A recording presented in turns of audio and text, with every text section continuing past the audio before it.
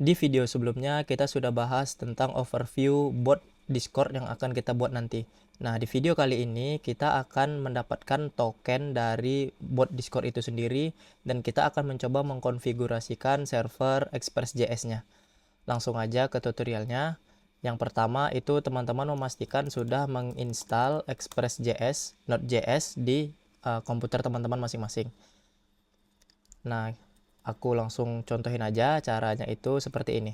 Pertama, teman-teman buka CMD atau terminal, itu lalu buat satu folder, yang mana folder ini akan kita jadikan sebagai server Node.js kita. Caranya jika di MacBook itu seperti ini. mkdir bot. Nah, lalu cd bot. Oke, di sini kita bisa buka aja projectnya menggunakan Visual Studio Code, atau kalau teman-teman menggunakan kode editor lain itu bisa menyesuaikan.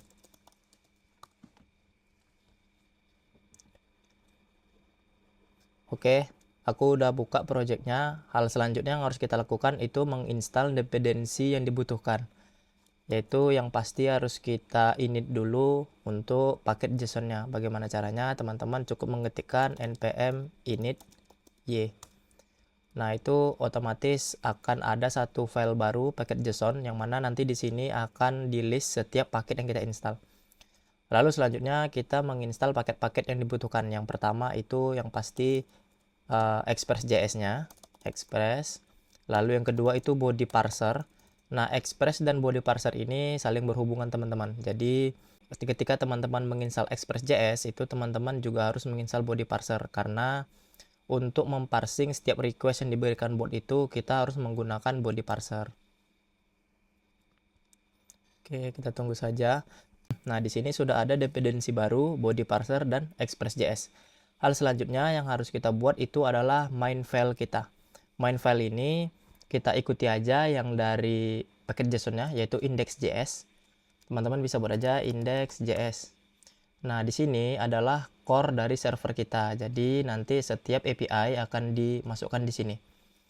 Lalu kita definisikan servernya. Bagaimana caranya? Itu pertama kita panggil Express.js-nya, const express sama dengan require express.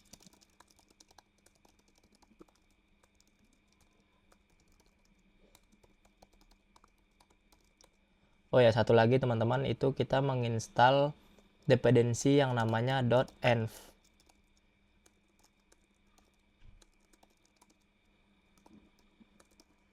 Nah, .env ini apa fungsinya? Itu fungsinya untuk membaca environment variable yang ada di aplikasi kita. Jika sudah, itu kita membuat satu file env yang mana nanti ini akan kita gunakan untuk menyimpan kode-kode yang dibutuhkan di aplikasi kita. Yang pertama itu yang pasti application code, application ID. Nah, yang mana application ID ini adalah ID dari bot kita itu sendiri. Yang kedua itu bot token. Nah, ini token dari botnya. Dan yang terakhir itu public key. Nah, public key ini digunakan sebagai authorization ketika kita mengakses bot nantinya. Oke, untuk value-nya kita abaikan aja dulu. Kita balik lagi ke index.js. Di sini kita panggil .env-nya dengan cara require.env config. Nah, oke, sampai di sini. Kita lanjut untuk mengkonfigurasi servernya. Itu teman-teman bisa mendefinisikan seperti ini. Const app sama dengan express.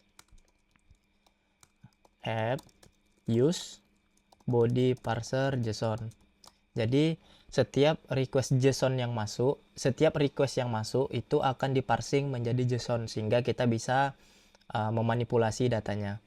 App use ini fungsinya sebagai middleware di Express.js. Setelah itu kita jalankan servernya. Gimana caranya? Yaitu app listen,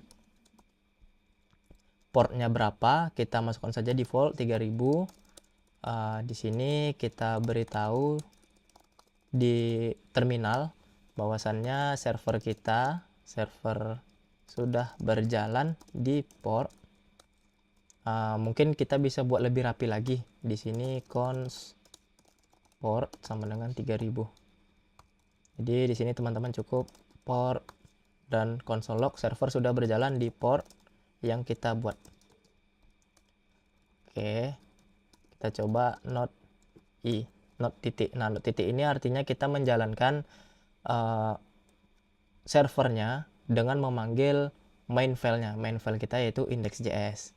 Nah, di sini sudah ada pesan server sudah berjalan di port 3000. Nah, di sini teman-teman sudah berhasil mengkonfigurasikan server Node.js-nya. Lalu lanjut itu kita membuat aplikasi bot kita, yang mana nanti harapannya kita bisa mendapatkan application ID, bot token, dan public key. Gimana caranya? Teman-teman cukup kunjungi discord.com developers. Nah, di sini teman-teman bisa enter aja.